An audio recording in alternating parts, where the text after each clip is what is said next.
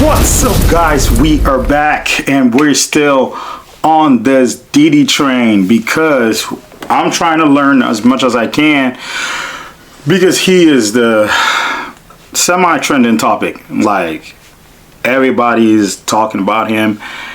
He is denied bail again, and so far both videos I've done on him have opened my eyes to how much cruel he is, how much of a devil he is. The one from Talia and the other one. So let's get back into this. The last one was from Rotten Mango Summary, and we're back on Rotten Mango Summary again. One thing I didn't say was Stephanie Sue is a good storyteller. She is an amazing storyteller. So we're going back to this one, and in this one she says Diddy's son faced SA allegation. What really happened on Diddy's yacht? So I only thought Diddy was the only bad one in the family, but hey, like father like son, they say. So I'm not all that surprised. So let's check out this video and let's see how evil his son is. Was he also involved in freak offs? Of course, I believe so, because Talia 2 videos ago had said that one of Diddy's sons called her into the room. So I know her son participated, but let's see what SA allegation he's facing. Out of nowhere, a $22 book hits Amazon's #1 bestseller spot for fictional books. It's titled Kim's Lost Words, A Journey for Justice from the Other Side. Kim Porter is the late ex-girlfriend of famous musician Sean Diddy Combs. She's the mother of 4 of his 7 children, and she passed away in 2018. This book is released September of 2024, just like right before his arrest. The main allegations spewed in the books are So yeah, Kim Porter, I heard was Diddy's ex-girlfriend, like she said, and I heard Kim Porter was really stern. She pushed back a couple times. She fought back a couple times from Diddy's alleged essay and abusing.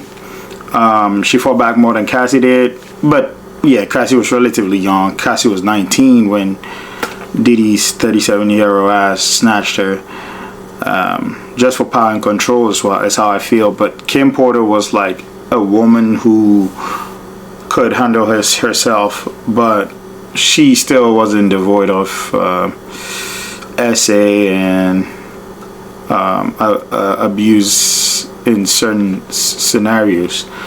So I didn't know she wrote a book.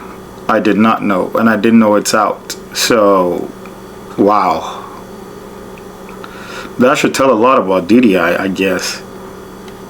He had asked Kim to use an intimate object for his bottom, and she refused, which resulted in him allegedly beating 18. This book is released September of 2024, just like right before his arrest. The main allegations spewed in the books are Diddy had asked Kim to use an intimate object for his bottom, and she refused, which resulted in him allegedly beating her. That's what's in the book. There are other excerpts from the book that state that Kim witnessed Diddy having intimate relationships with underage male stars in the industry. The opening page reads about Diddy. He was so charming, a wolf in sheep's clothing, a devil, and I fell for it. This story must be told despite the fact that it'll hurt my children. Oh my goodness, I turned a blind eye many times. Here I have to tell this truth, unfortunately, because deep down I know everything that was happening, but I lied to myself a lot. He was so charming, a wolf in sheep's clothing, a devil, and I fell for it.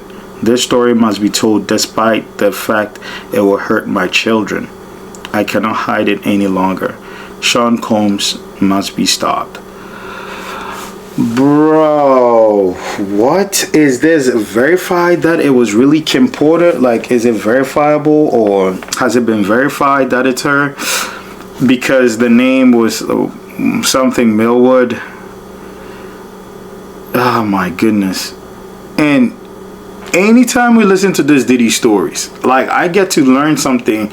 I don't know about you all, but I get to learn something that is even more disgusting, shocking, evil. He asked Kim to shove something up his anal cavity. Bro, what is this, bro?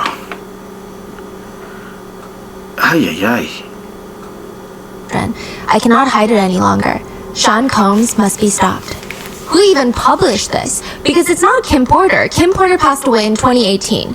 This book is released in 2024. The real author's name is Chris. Oh, this year?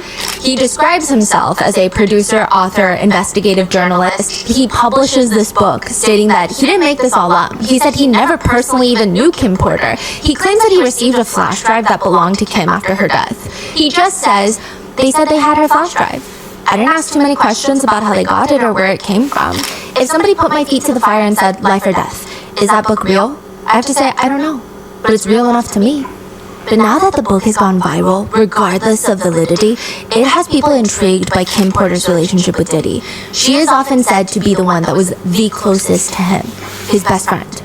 Netizens are wondering, was her relationship with Diddy anything like what Cassie has experienced? And how did she pass away? Diddy first meets Kim Porter at Uptown Records. Back then, Uptown Records is the place to be, and Diddy gets hired. He's working with the likes of Mary J. Blige, Jodeci. It seems like everybody fucking hated Diddy at Uptown Records. Allegedly, the other executives would flick him off as he walked down the hallway to his desk, and they would call him Satan behind his back. Oh boy. There's some people that like him. Like Kim Porter. Kim Porter worked as a receptionist at Uptown Records in New York City, where Diddy meets her for the first time and says it's love at first sight. Her lips, her eyes, her mouth, her shape, her energy. I was just thinking, I wish I had a girl like that. She was a bohemian mixed with Georgia peach hospitality. He would later say, she was my muse. You know how they say it in the movies? By the time they start dating, they've got this beautiful blended family. Kim Porter has Quincy from her previous relationship with Al B. Shore. Diddy has a 1-year-old son, Justin Combs, that he had with his previous partner, Misa Hilton. And they actually become one of the most iconic celebrity couples during that time. According to one source, some tried calling them Black Barbie and Ken. April Lampros, she had received an invite in the mail. A Father's Day celebration for Diddy after the birth of his first biological child, Justin Combs, that he shares with Misa Hilton. So this is before he's dating Kim Porter. So this is the 90s? Yes. Okay. Dear friends, join us in celebrating the original Bad Boys' first Father's Day celebration. It's a Father's Day party. April is a student from FIT, the Fashion Institute of Technology, and this is all awkward because she is allegedly seeing Diddy romantically, and Diddy just had a child with Misa Hilton, and the whole thing is weird. Okay. April Lampros states in her lawsuit that he was just love bombing her, constantly bringing her gifts, bringing her to the studio to impress her. Even a month after the Father's Day event, she was invited to see performances by Usher and Notorious B.I.G. thanks to Diddy. And at first it all seems sweet, but then he told her that they have to keep their relationship a secret because she alleges, quote, he did not want anyone to know that he was seeing her because she's a white woman. The lawsuit goes into detail about 4 alleged essay incidents. The first, April alleges she went to meet with Diddy at a bar in Soho. He introduces her to a female friend of his. They all left for a hotel nearby, and she just had this feeling of uneasiness in the hotel room. She remembers laying in bed when Diddy forced himself on top of her. She thought that perhaps the first incident was maybe she misremembered. Then it happened again, the second incident. She alleges that this happened in a parking garage near his apartment in the city. And as they're headed towards his car, he just grabs her out of nowhere, forces her to kneel on the concrete in the parking lot, unzips his pants, and forces her to perform orally. But you're in a romantic relationship with her, right? You don't want people knowing because of that reason, that stupid reason. You're still in a relationship with her. Why do you have to force her to do stuff? Like, can't you ask? Like, why do you have to grab? And so with Diddy, it's always control. It's about controlling you and then forcing you to do stuff. I think that is what gets him off. Forcing you to do stuff. I believe there cannot be anything mutual or consensual because this does not make sense. You are in a romantic relationship with that person, but you still have to force yourself onto them. Same thing as Cassie, like forcing her to do stuff against her will, telling her what to say. It's like it's always control with this guy. Like, that is ridiculous. She said that she could see the parking attendant witness this horrific assault, but Diddy allegedly did not care. And the third time, she alleges at this point, Diddy and Kim Porter had started dating. She alleges in the lawsuit, again, this is an allegation, that she was called to his apartment where Kim Porter and 2 other people were there. He insists that Kim Porter and April take ecstasy. She said he essentially forced her to take the pill. He was forcing his hand so far into her throat she almost gagged, and even afterwards he's checking under their tongues like a psych ward nurse. What? She alleges in the lawsuit that Diddy forced the 2 of them, April and Kim, to engage in intimate acts while he sat watching and self-pleasuring. Towards the end, he, quote, sat close by masturbating for some time before pushing Kim Porter off Miss Lampros, April, and forcing himself inside and essaying April. April said that she just went completely numb and emotionally checked out. And it wasn't until Diddy kicked her out a few hours later that she felt all this disgust and shame. And she alleges the crazy thing is, even after all of this, he had the audacity to invite April to Kim Porter's birthday party. The 4th time, she alleges, was after he broke up with Kim Porter to date J-Lo, and while he's actively in a public relationship with J-Lo, he forces her to his apartment and tries to essay her once more. She manages to leave. Other key allegations in her lawsuit are, Mr. Combs does not like the word no. Now, one significant detail, or I guess insignificant detail, would be a better description. Yeah, he's paw tripping. Pa got into his head so much. You broke up with the mother of your first child, got with this woman. You wanted to lay it low. After you got with this woman, started seeing Kim, but invited this woman for sexual stuff, didn't even care. And then while seeing Kim, put a break on that to date J-Lo. Like, what is going on with this guy, man? This is, man, like, he felt on top of the world. He felt like nobody could mess with him. That's the feeling. Like, I could do whatever I want. I'm dating you. I can wake up today and be like, man, they're saying something like there's gender fluid where people wake up, identify as a man today, a woman today. This guy was power fluid. Like, he could identify as J-Lo's husband today and somebody else's husband tomorrow. Like, he was power tripping. Seriously, man. I think he felt nobody could touch him. I think, and that is why all these feels very satisfying to people when you watch the news. When I got into this Diddy rabbit hole, like Jaguar, right, like Gene Deal and stuff like that, they feel some sort of liberation, not really liberation, but some sort of happiness, because this guy who thought he was on top of the world is now like facing the full rigors of the law, and that probably is unusual to him. He's freaking out right now. That's why he gave all this 50 million with the houses, with the jets, with the passports, just to get bail, and was refused. And he has just been refused another bail. So, man, this guy is crazy.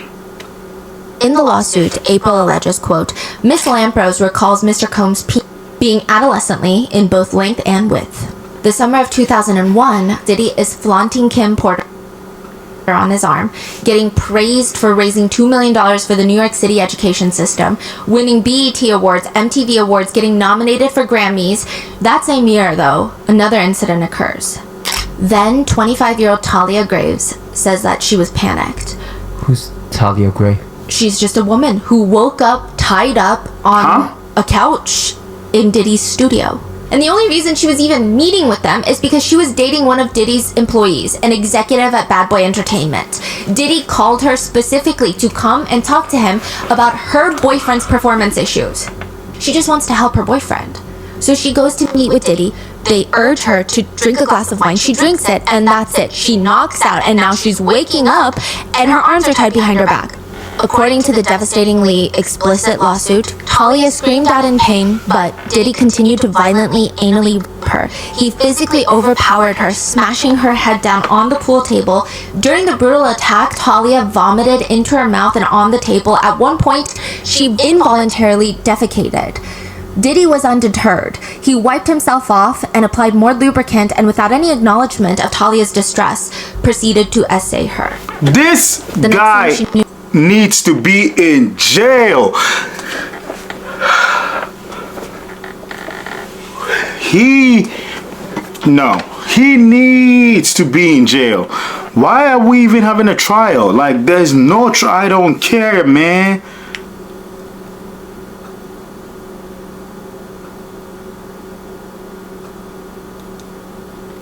He needs to be under the jail. He needs to be thrown somewhere. What is this?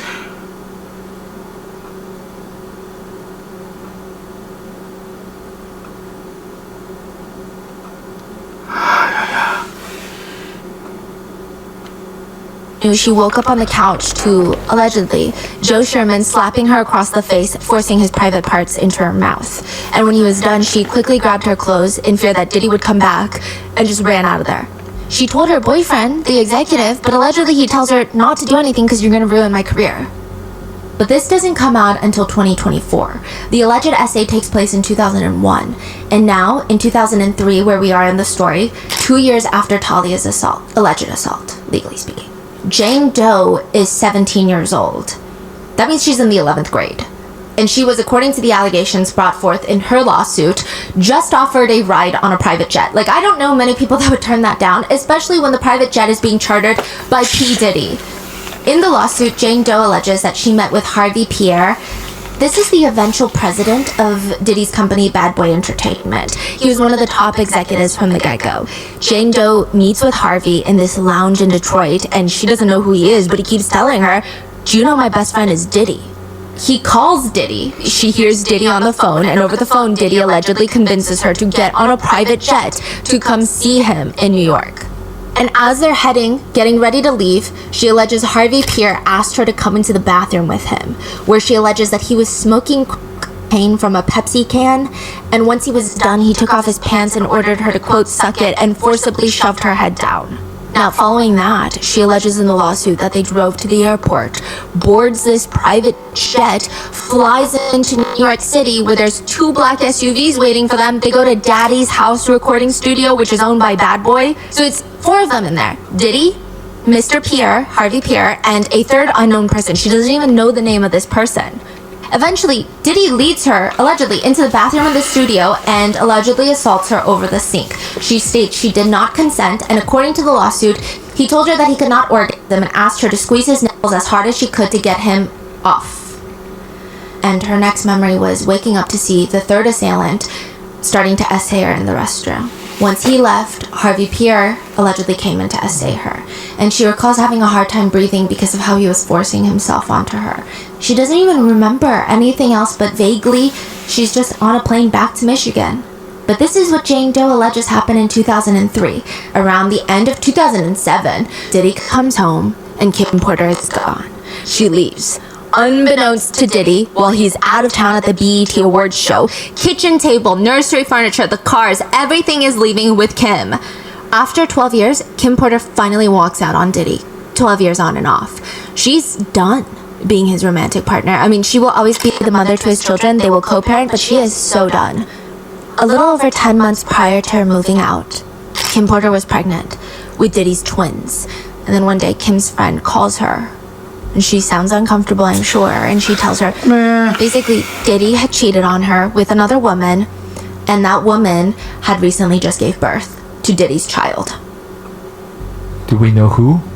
Sarah Chapman, and she gave birth to Chance Combs. She was born just like 5-6 months before the twins were born. The worst part is, he didn't tell her until after she gave birth, so she's giving him the time to fess up, own up, because he's a literal newborn baby.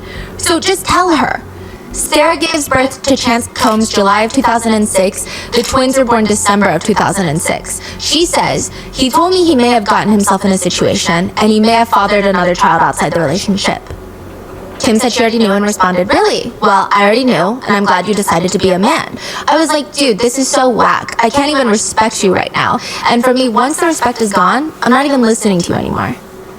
Which obviously, there's a lot of discourse here about him having 3 mothers to his children.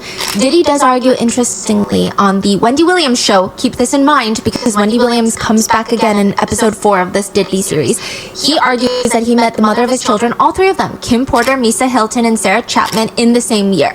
He says, I met all of them in the same year, so I've known them in the same amount of time.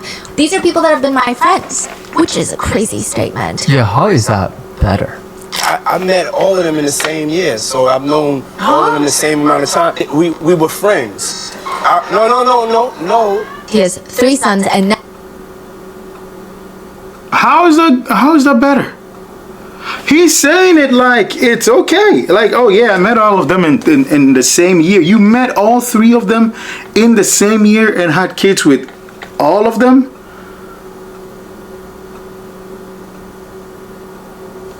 And this is normal to him. Oh yeah, I met all of them in the same year.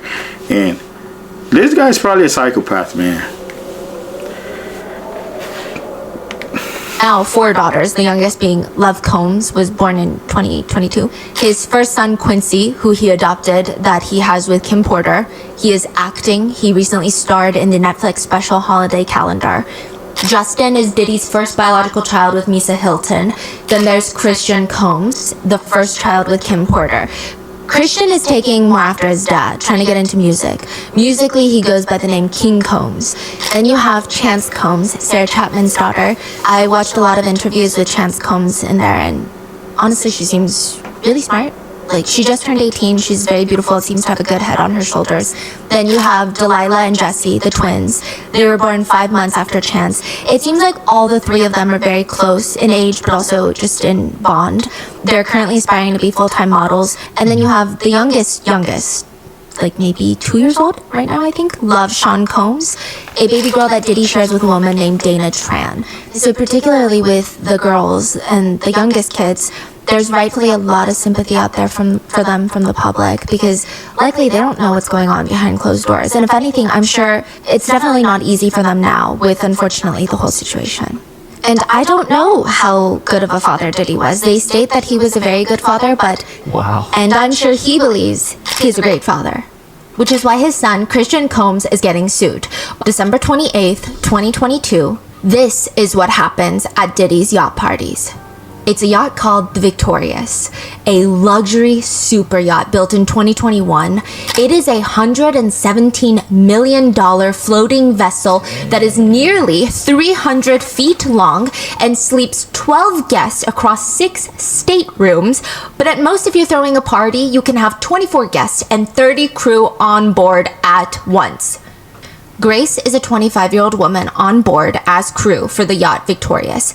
She thought it was gonna be like a cute family vacation, but Grace noticed something very strange about the Combs' time on the yacht. It's a constant rotation of strangers and other A-list celebrities that are coming on and off board, and strangely, it appears that anytime a girl steps foot on this yacht, they get intoxicated after one tiny shot of alcohol. It just doesn't seem normal. People on the yacht would take one shot and just be sprawled out on the deck, unconscious. Grace didn't know exactly what's going on, but she has a sneaking suspicion that the drinks were laced with something. And then it happens. By Sean Diddy Combs' son, Christian King Combs.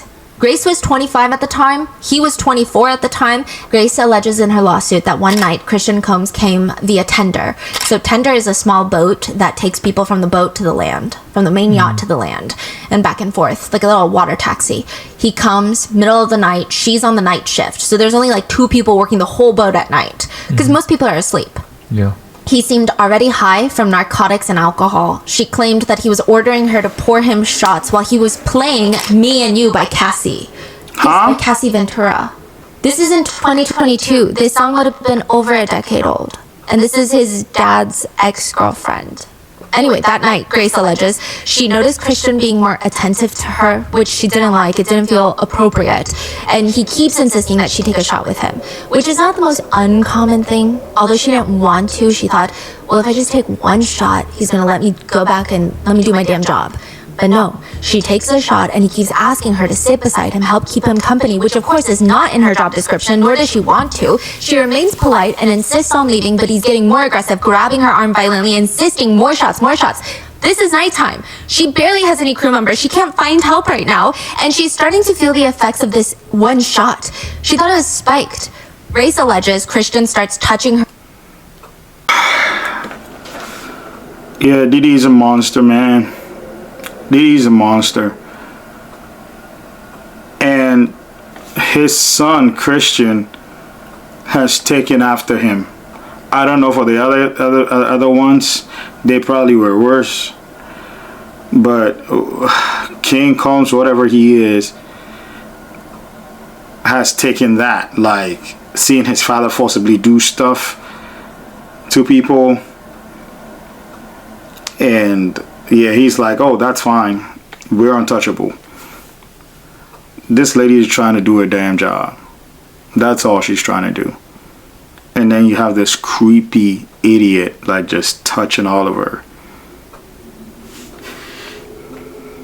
Over her clothes and tries kissing her on the neck and face, and everyone starts blurring around her. She feels drugged. Christian and his attorneys have denied the allegations and have called the lawsuit lewd and meritless. But a lot of netizens are having a hard time believing that when there is an alleged audio clip transcribed into the lawsuit. The audio clip was recorded by Rodney Jones, a producer, Lil Rod, that was brought onto the yacht to help create Diddy's newest album that was released in 2023. Ironically named The Love Album. And Christian says, yo, it's shot o'clock. Grace responds, I'm not doing shots, Christian. Everybody, we gotta take a shot. I'll just put the ledge. No, take the whole thing. No, you take it as well. Christian tells her, no, take the whole thing, take the whole thing. Grace keeps saying, I'll take the whole shot if you take it as well. So it's likely she said this because she thought it was spiked at this point. So it's like, you take the shot from the same bottle then. Yeah. And he said, I ain't gonna lie, I'm not taking nothing. Please, take the shot.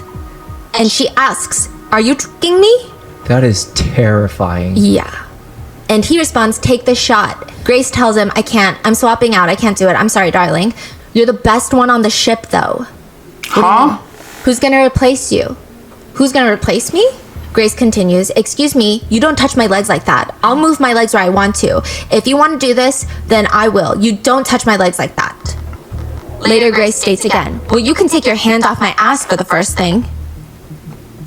Wow. This part wasn't recorded, but she recalls later that night, Christian kept asking her to find him a place to sleep. So she leads him to the cinema because sometimes people would crash there. So she leads him there and sets up a spot for him to sleep, which is her job. And he allegedly blocks her from exiting. She states he became aggressive and started cornering her, groping her. She was pushing him back. He took off his clothes and revealed his private parts while allegedly forcing her to try and get her to go down, pushing her head down. She fought him off and finally runs out of the cinema, and immediately the next morning she complained to the yacht's captain. But the captain did not care. What's wilder is Grace alleges that Diddy's employees, his chief of staff, who is right now being compared to Ghislaine Maxwell. She found out about it, allegedly told Diddy, and instead of Diddy being a good father like he claims to be, and set the record straight, go to the police, figure it out, discipline Christian, turn him in, whatever it needs. He just pays off the captain to keep him quiet and not corroborate Grace's story, if you will, and eventually she was terminated by that captain. So with that, Christian Combs has been in the news again because just 2 days after his dad's recent court hearing, the one where they set his trial date to May of 2025, 2 days after that, he was spotted partying with his girlfriend, pouring shots into her mouth. Which is just not a good look because... Like at a nightclub? Yeah, but again, not a good look. Others have pointed out that his girlfriend's nails are painted white. And some just think it's just not very tasteful or smart for him to be partying. It does appear that Grace likely has a strong case considering there's audio from that night, but that brings us to Rodney Jones, the producer that gave Grace the audio. He has also filed a lawsuit against Diddy. His lawsuit alleges that he was brought on to produce Diddy's 2023 album, The Love Album, off the grid, and his life has fallen apart since. For over a year, he worked to help produce 9 songs on Diddy's album. He states that Diddy always wanted him around to record everything in case he has a spark of creative genius, I guess. been working on an album, the Love album, Off the Grid by Diddy, and it's Grammy nominated right now as we speak. I should be celebrating, but the truth is I'm not. Taking this album on has required so much time. Diddy will request certain works to be done and tell us don't go to sleep until it's done, and the truth is we'll be up for days. He would live with Diddy for months. He's not even a good artist. He's not an artist. He's not even a good artist. Who listens to Diddy? Who was driving in their car saying, play that Diddy? Oh, let's listen to Diddy's Love album or latest hits. Having people wake up, not go to sleep to do your stuff. This guy is just controlling. His son is disgusting. Oh man, I don't even want to go there.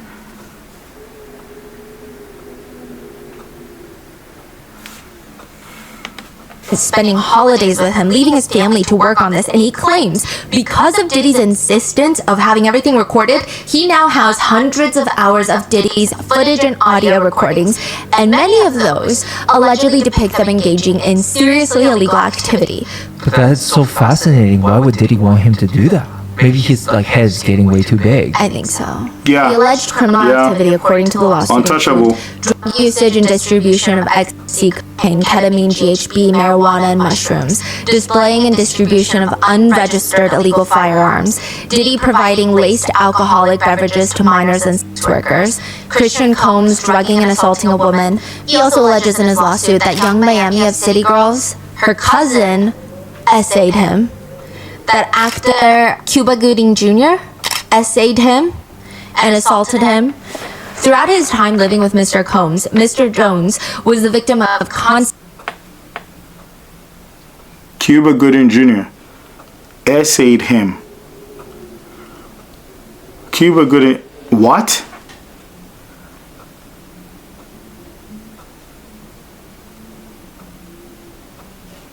Yo...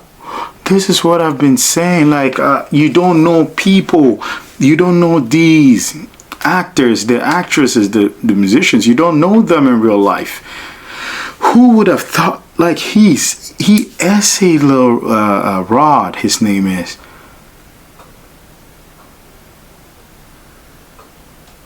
And is he standing trial for that? I know he said there is a... I gotta pause on this Diddy thing, man. This thing is...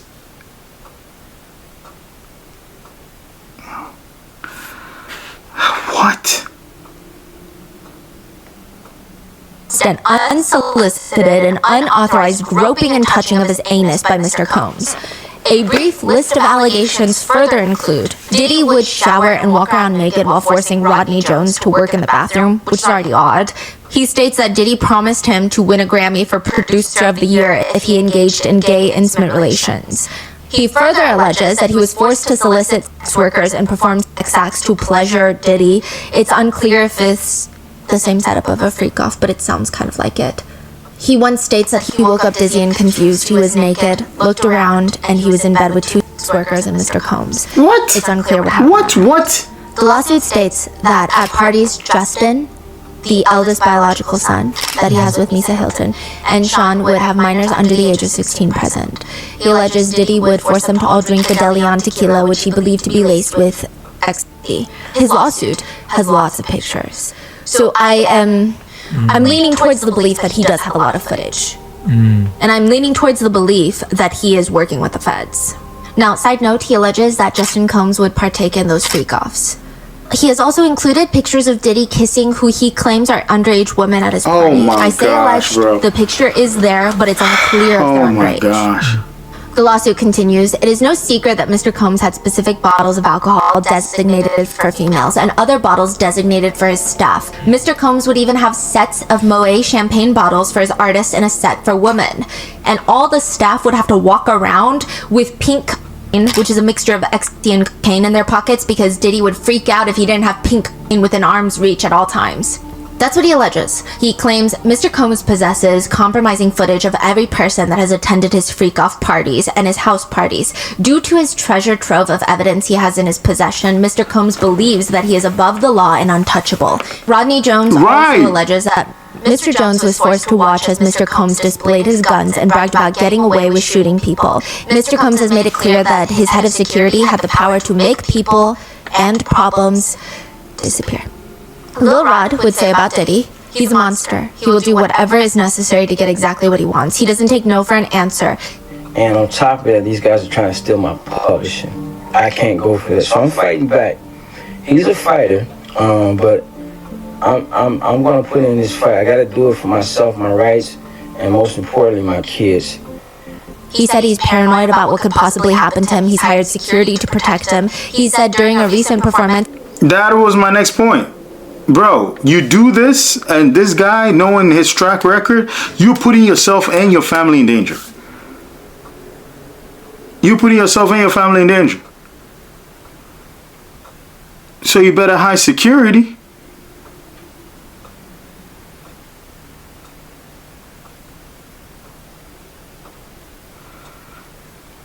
Are you listening to the allegations with pictures? He's not even saying... He's not just a legend. There are pictures. And Diddy himself had him record everything. So he has hours and hours and hours of footage. This sounds like a movie, man. This sounds like a movie of a psychopath. This doesn't even sound real sometimes. And to think that there are some people living like this, like, oh, I got all the power in the world. I can do whatever I want. Oh, come here. Let's do whatever I want. Just get back to work.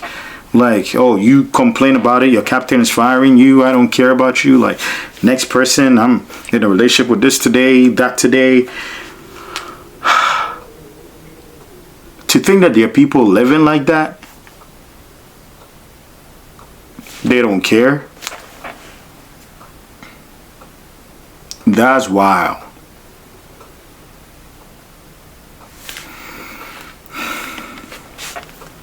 My anxiety was out through the roof. I saw different guys backstage I didn't know and I got scared. I wondered where the security was. It made me very uncomfortable. It's not a good feeling wondering if someone is there to attack me. November 15th, 2018. 47-year-old Kim Porter is found dead in her home. Her goddaughter found her in the bed at around 8:30 a.m. She freaked out, called 911. Authorities rushed to the scene. They see Kim laying motionless in bed. She was declared dead 11:40 a.m. Diddy says the day Kim passed, he, quote, jumped into mommy mode. That day turned my world upside down. 3 days before she passed, she wasn't feeling well. She had the flu. And she sent the kids over to my house. Man, you... sick. And one night I was checking on her and she was like, bro, Puffy, it's gonna all come to light, bro. He held a memorial at his home where Kim Kardashian, Khloe Kardashian, French Montana, and other high-profile celebrities were in attendance. At her funeral, he would say, some people in your life, it's going to be irreplaceable. Kim, we're going to miss you so much, but I'm not going to miss you too much because I'm not going to let your voice inside me stop talking. I know you like to talk to me a lot once you get on those rants, and I just want you to know that I'm going to be listening. What is Kim's official cause of death? Her cause of death is considered natural. Of course, there are questions of how someone just passes away like that, seemingly out of nowhere. She was healthy, suddenly caught pneumonia, which if you have pre-existing conditions, if you are of older age, if you have low immunity, if you have other health complications, pneumonia could be fatal, but it's not considered... It's treatable, right? Yes, is the netizen sentiment. It's just not typically known to be this very terrifying, fatal condition. It was later determined that Kim Porter had died from lobar pneumonia. The manner of death listed on her autopsy is natural. Detectives told the media that police do not suspect foul play. In addition, Diddy has been extremely cooperative. Some netizens were agreeing with the sentiment, pointing at how prior to death, with cash, she was in a good place with Diddy. paying everybody but a off. lot of others don't think that she died of a natural death, but who are we? We're just people on the internet. Some have stated, you know what else gives you pneumonia? This is a recent conspiracy lately. Accidentally inhaling baby oil. There are lots of conspiracies that there is no way that Kim died of pneumonia. Gene Deal, the former body... Accidentally inhaling baby oil? And what did they find in his place? 1,000 baby oils? And cause of death is natural, huh? Man, the truth is gonna come to light. It's only a matter of time. This Lil Rod's accusation, should I say, is ridiculous. And the fact that he had all that footage, all that recordings, things are going to get interesting. That's how I feel. When this trial gets going, I hope to God everything in the dark comes to light. I'm just praying. Because these rich people have their way of maneuvering. We all think he's in jail with his hands tied. But who knows? He might be pulling strings. He might be doing stuff that we do not know.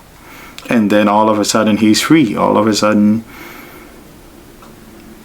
I don't know. This is ridiculous.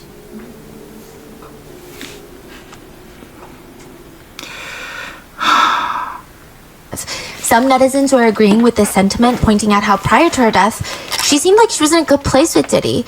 But a lot of others don't think that she died of a natural death. But who are we? We're just people on the internet. Some have stated, you know what else gives you pneumonia? This is a recent conspiracy lately. Accidentally inhaling baby oil.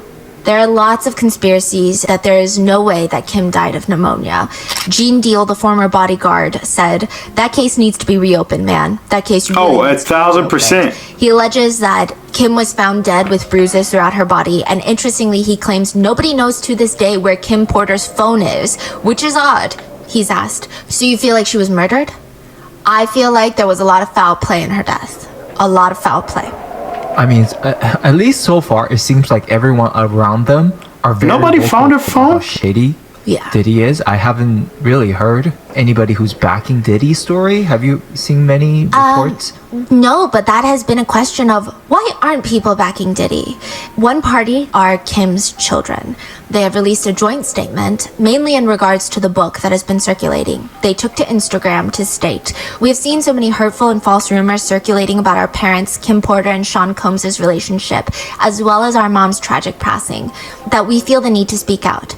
Claims that our mom wrote a book are simply untrue. She did not. And anyone claiming to have a manuscript is misrepresenting themselves. The cause of her death has long been established. There was no foul play. Her memory should not be tainted by horrific conspiracy theories. Kim Porter's family, friends, and ex-partner have all denied the book, stating it's all a cash grab.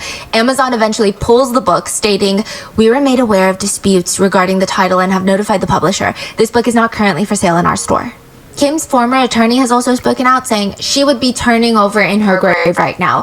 Kim never even gave an interview about her private life. She would never do that to her children. She had plenty to say, but she would never do so publicly. There would be no amount of money that could make her write a memoir. She would never do anything to hurt Puffy's reputation because she has children with him. It is impossible that that is her journal. It's comical. She never even spoke that way. She never wrote that way. She was articulate. She was classy. She would never write something like that. There would be no need for her to do that. She also states, I guarantee she was not part of those freak-offs. I think she would have cut off his pants if he ever proposed that to her, which kind of goes against what others have stated, but it's up for you to decide what you believe, right? And this is part 2. There is a lot going on right now, a lot of new developments and discourse every day. Stay tuned and be safe, and I will see you in the next one. Yo, put the book aside. Well, right now we don't know if it's her or not.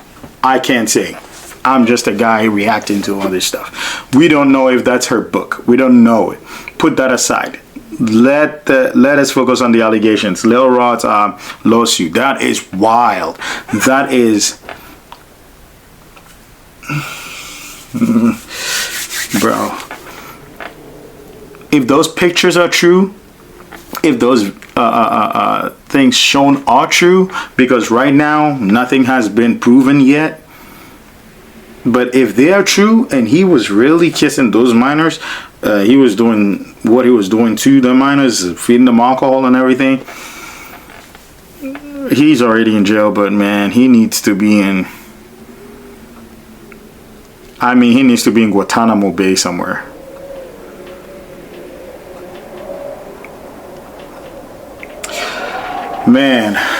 Man, this is another wild one. I don't know how many Diddy stories would have this shock value, because I don't understand. Like, every one of them has this shocking thing. There's something shocking, and it's like everything gets progressively worse.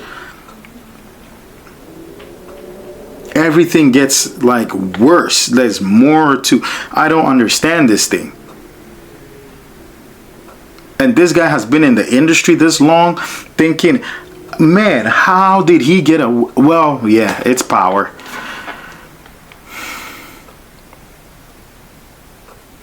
All right, guys, so I will catch you on the next one. Please stay safe. Don't be like this dude. Adios. Bye.